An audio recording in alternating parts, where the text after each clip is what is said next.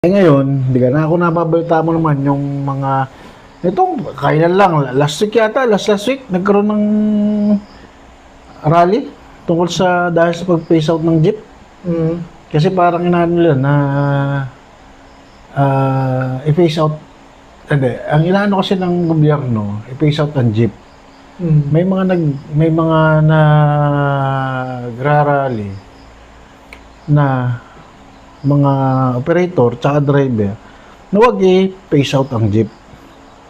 Yun yung ano. Naalala ko nga dati, siguro this year lang din, nagtuturo ko sa Mabini nun.